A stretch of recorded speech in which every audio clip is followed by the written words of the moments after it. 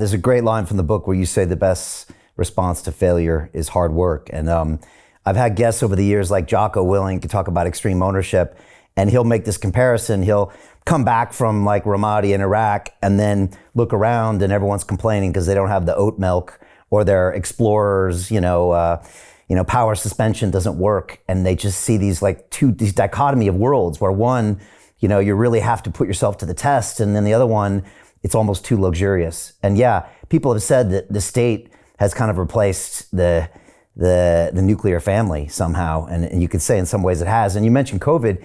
COVID was a bit like that as well, where it was like, well, the state's going to tell you what to do, as opposed to, okay, you do what you want to do, or you can make some decisions on your own. And I think that also programmed people in.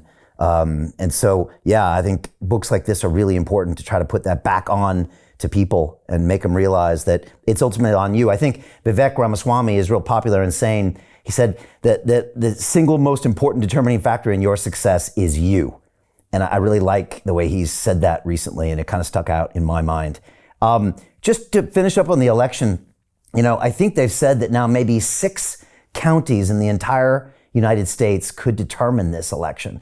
And do you find that kind of strange that, a democracy with 350 million people could ultimately come down to just a few small areas and these few small swing states? And I'm wondering what the founding fathers might say about that. And is that sustainable in the future? Is that healthy? Is it not? I don't know. Do you have thoughts on that?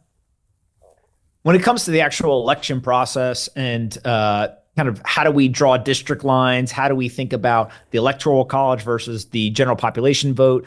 There's a whole bunch to unpack there. I think the most important thing is asking ourselves, does the election reflect the will of the people? And there's a lot of debate as to whether that answer is true or not. What I've taken, a little bit of interest in doing is looking around the world. Forget the United States for a second. I grew up in this system. I understand it just enough to be dangerous in a conversation, but I'm not an expert on it. But let me go look around the world. And what I find really interesting is that there are places, take the recent Venezuelan election, where it is highly contested. The United States is saying that one side won. The incumbent is saying that they won. And when you go and you look at what the U.S. and critics are pointing to as, the things the incumbents did in order to help their chances, all the way to potentially cheat. And then you extrapolate that back to the U.S., you say, listen, this is not a Republican or Democrat thing. This is both political parties constantly, kind of competing with each other as to how to give themselves an advantage. And so, there's obviously with the 2020 election, a ton of conversation as to what was, a fair and free election and were there any issues there, et cetera. Put all of that aside for a second. Let's look at the things that people actually agree upon. And if you look at the things that people agree upon, is that it used to be that you went to the ballot box on one day. Everyone in the country voted on one day. Obviously now in the United States, you can vote for weeks in advance. And so there has been change. Nobody is denying that. Nobody is saying that that's not happening. But it begs the question, should it be happening? Is it actually helpful? Does it lead to a more fair and free election?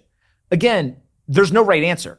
People are going to debate these things back and forth. And so what I think ends up, if you kind of bring it to the current election, if you have a country where 50% of the population does not know if the election was free or fair, then obviously that is a big problem.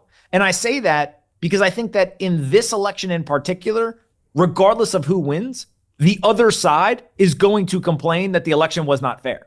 And so that is a very weird position to be in, maybe in the nicest, framing. It's a very dangerous position to be in on the kind of, not so nice framing. And so if we look at this election, what I actually think is really important is that it is not close. The best thing that could happen for America is that it is a landslide in either direction.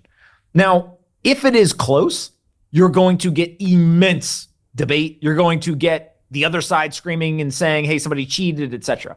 If it's a landslide, it's really hard to claim that. And so if you look at some of the polling, if you look at prediction markets, there's a lot of volatility as well in this election, which I think is quite interesting. Historically, what you've seen is one candidate has an advantage. The other candidate is kind of the challenger. They're trying to gain ground, and it's all about, can they gain the ground before the election day? In the last 4 to 5 weeks, right? And even if you extrapolate it out through July, take Donald Trump, for example. Assassination attempt, his odds spike. Joe Biden gets replaced, his odds drop. He comes back because he's got a great rally, spikes again. And so you almost have this like kind of jockeying back and forth between who's the leading candidate going into this election. One of the big questions for me is, who do we trust? Do we trust the polls or do we trust the prediction markets? I saw just recently that Nate Silver has a poll out, which has Kamala Harris leading by a pretty healthy margin, 5-6 points. The prediction markets right now have Donald Trump leading by about 8%.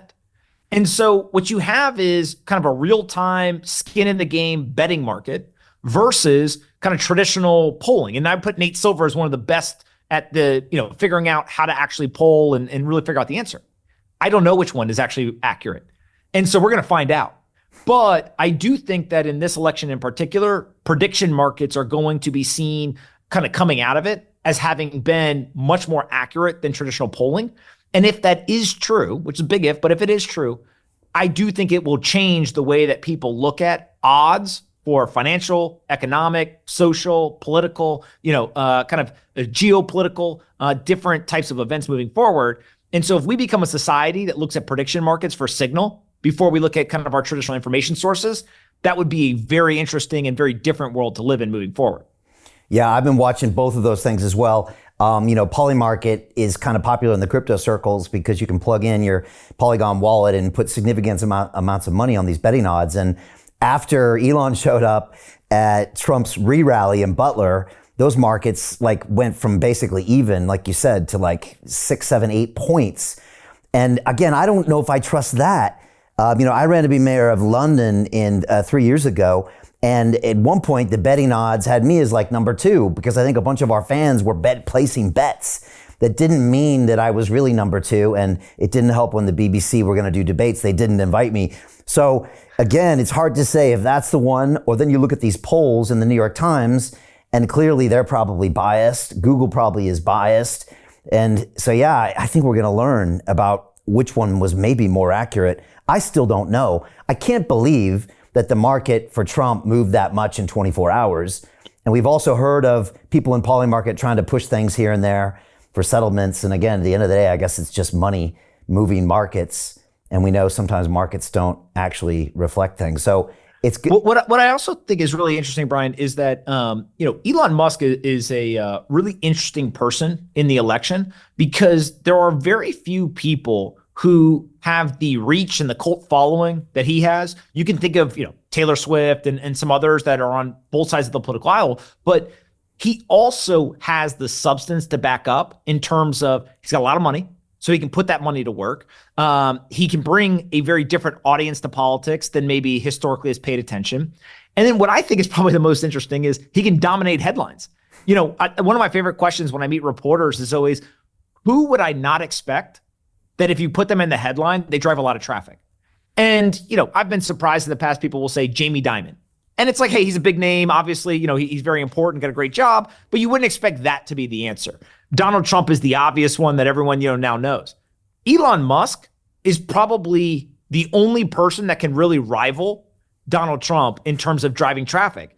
And so you put these two people who have the ability to drive traffic and dominate the conversation together, campaigning. It makes sense why the prediction market moves, right? It just kind of, it takes over in terms of the mind share of people thinking about the election, at least 50% or so of the nation. Hey, I know investing in crypto is scary. It takes a real leap of faith because there are so many scams, rug pulls, and bad actors out there. It's a dangerous business, which is why 95% of people lose all their money. Well, that's why I created the London Real Investment Club, so you can access the hottest deals on the planet and use the crypto bull market to create the generational wealth that you deserve. Join my team of over 100 people from around the world that are making millions of dollars behind the scenes investing in blockchain, AI, Web3 games, DeFi, Bitcoin, and more. Don't miss out. Click the link below to book a call with one of my team now. But hurry, this bull market will end soon. I know investing in crypto can be scary. That's why you gotta join the investment club. Pull the trigger. Let's do this.